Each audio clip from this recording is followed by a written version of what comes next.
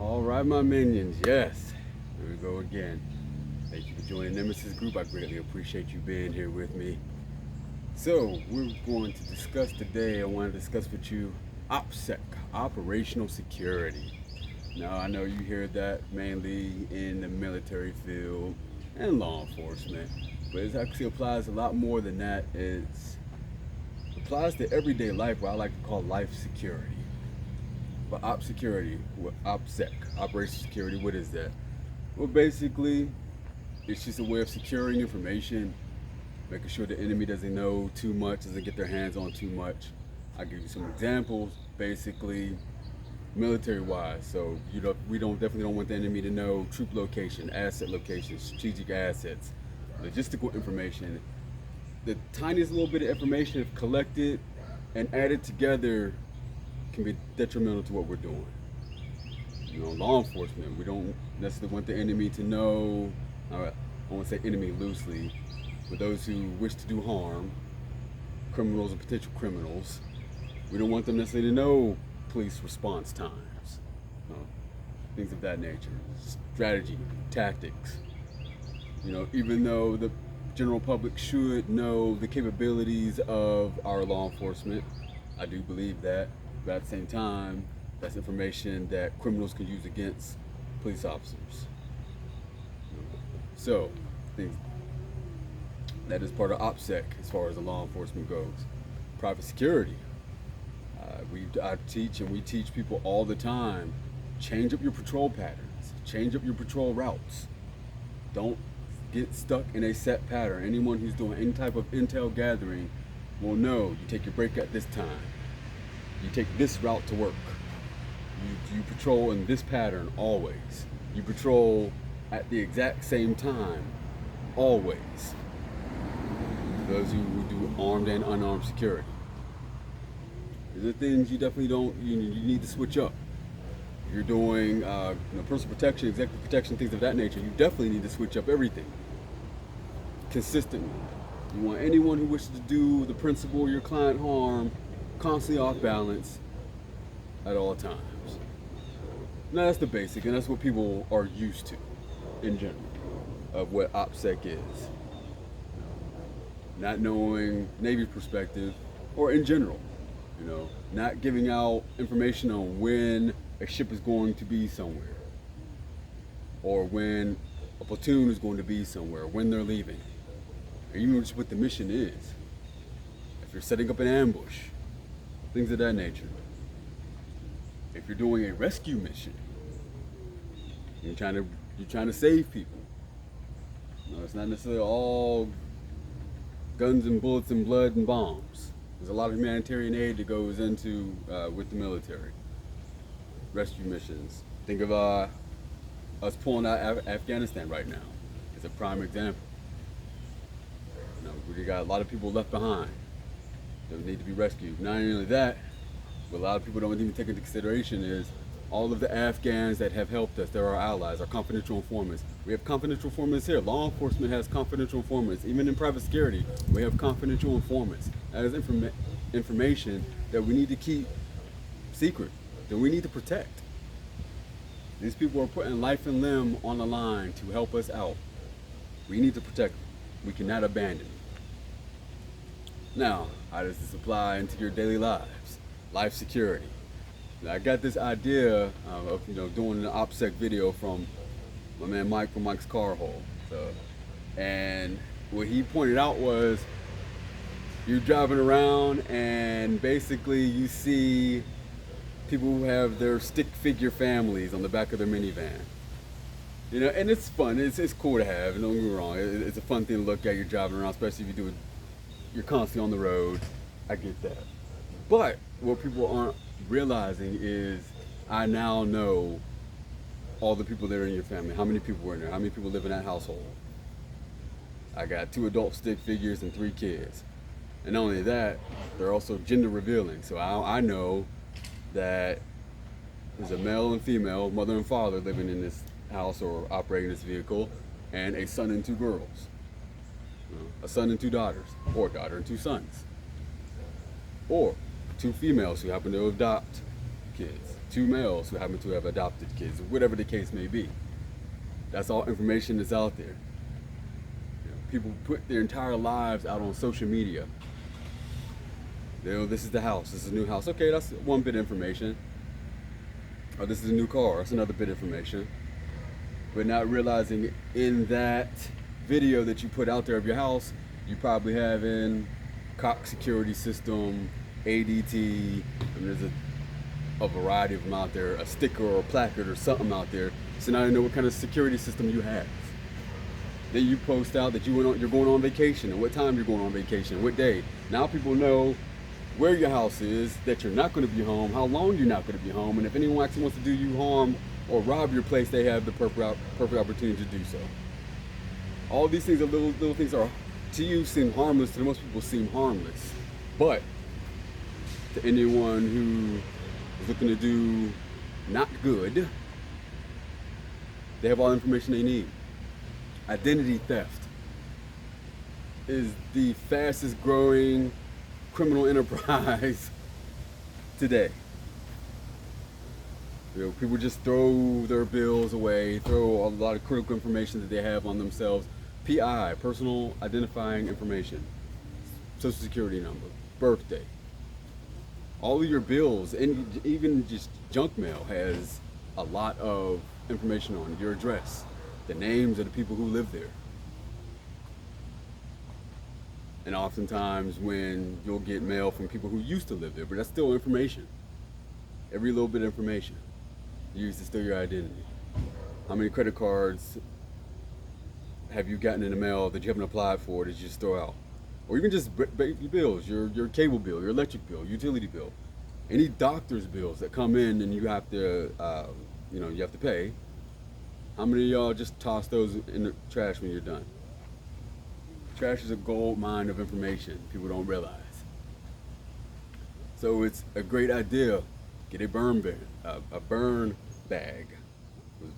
We use those in the military a lot for any type of secret, top secret, confidential information, stuff that you can't just be tossed out. We have burn bags. I like to call it a burn bag, but you can get a shredder. Get one of those cross-cutting shredders. Because technology today is something else. So we can get the little strips of papers and put that back together. There are computer programs that'll just completely erase all the cuts and lines and put a clear picture back together. So yeah, there's a lot of information that I luckily have a fireplace at my house. I burn all of the, all the PI and information, stuff that I don't want just tossed into the garbage. But if you don't, get a paper shredder. They're cheap. Get them at Walmart, Office Depot, Home Depot, wherever. Probably get them at Dollar General or Dollar Store. But yes, you need to be careful with the information you're putting out there. People are walking around basically, and we have a color code of a mental state of your situational awareness. It goes basically from white to black. And when you're in the white, you're just completely oblivious of what's going on around you. You're in the black, you're basically just at your most paranoid and just constantly scanning and security conscious, and you're never relaxed, you're always on alert, and you don't want to be in the black unless it warrants it. But you don't want to be in the white, and it's so easy to do because of our phones. People are just walking around aimlessly on their phones. Now, literally, how many people a day I almost run over in my car because they're just aimlessly walking around, crossing the street, not even looking, they're just glued to their phone. Situational awareness. What is around you? I'm not trying to make you all paranoid or anything like that. I don't want you afraid of your own shadow. I don't want you to be shut-ins. But be aware of what's going on around you. I know we all remember that knockout game that was going on up north in New York and whatnot.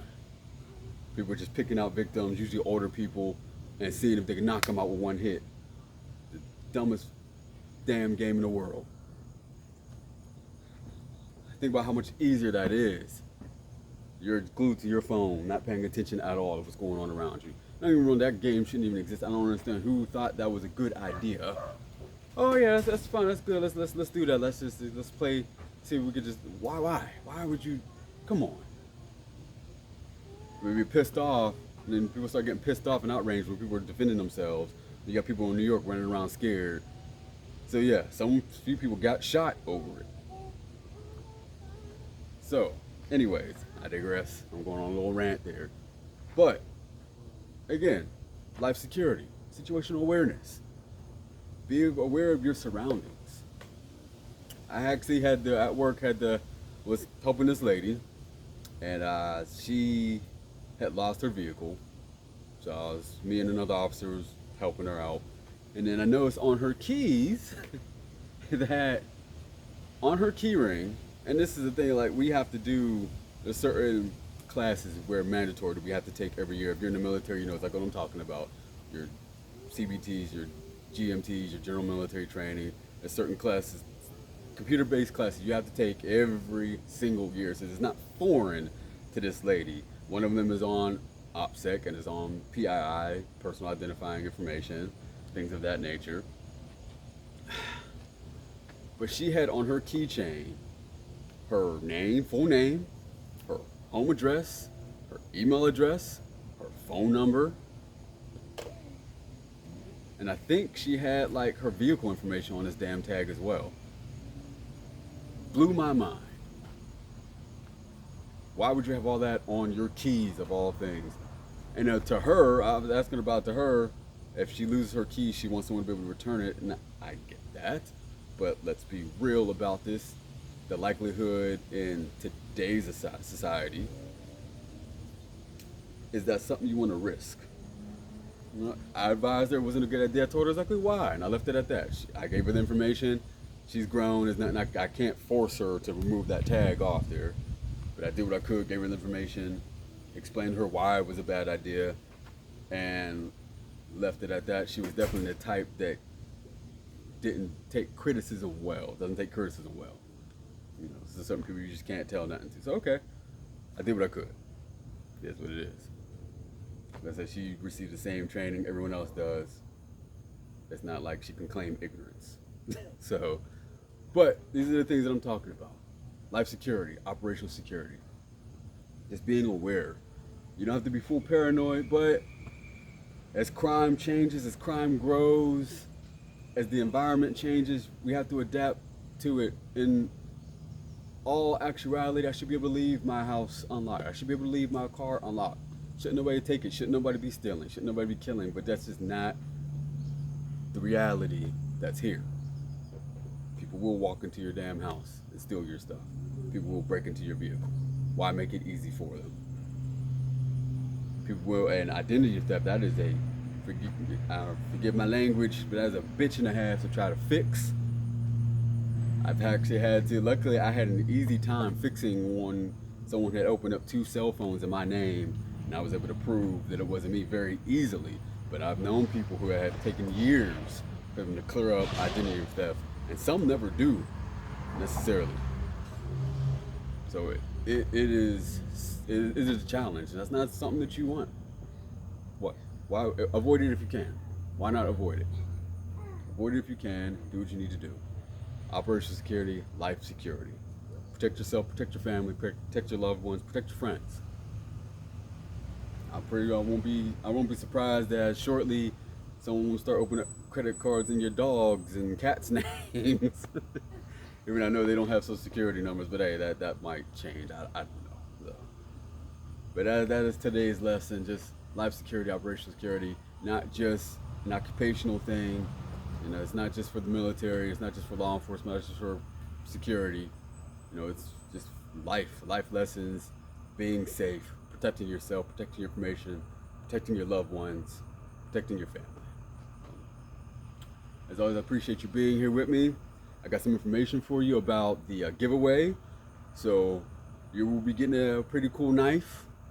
You will be getting basically it's a at-home airsoft beginner shooters kit where you can practice all the fundamentals of shooting at home with airsoft. So you'll be getting a Glock airsoft pistol, the BBs to go with it, the propane or O2, whichever one will come with, a holster to go with it, so you can practice drawing, you can practice all the fundamentals. Safety first, remember that.